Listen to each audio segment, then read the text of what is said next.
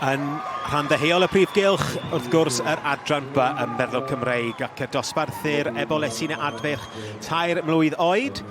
Sydd dan ein sylw am yr rhosglymau allan. Dyma ni yr enillydd yn y dosbarth yma, sef Ceri Wainwright gyda Sgelhorn Seville. Ie, y tad wedyn Sgelhorn Casanova a'r fam Sgelhorn Chloe Nini.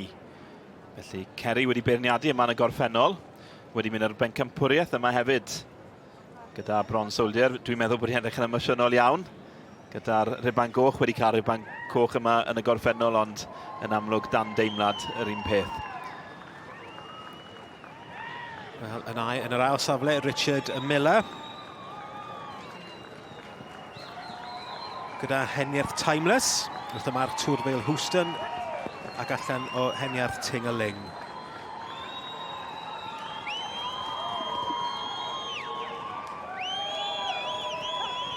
Richard wedi cael bore prysur iawn rhwng yr adran A a'r adran B.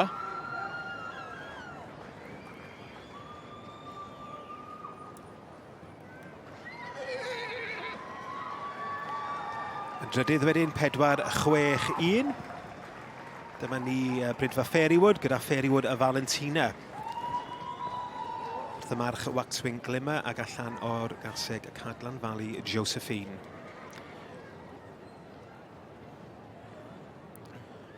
Wel, yn sefyll am lun, mae'n debyg.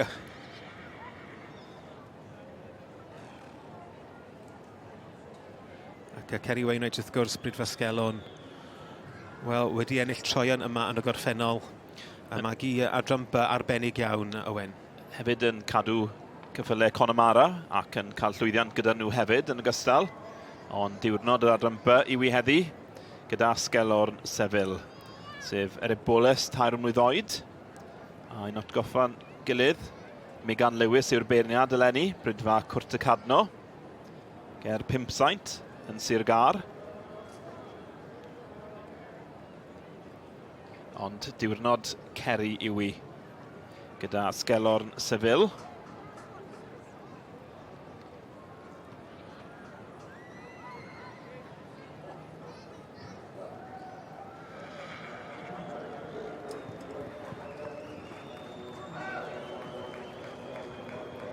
Am Eboles hyfryd.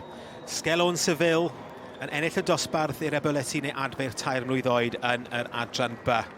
Llongyfachiadau mawr i'r berchenog Ceri Wainwright. We have a result for class number 38, the 3-year-old video Gelding.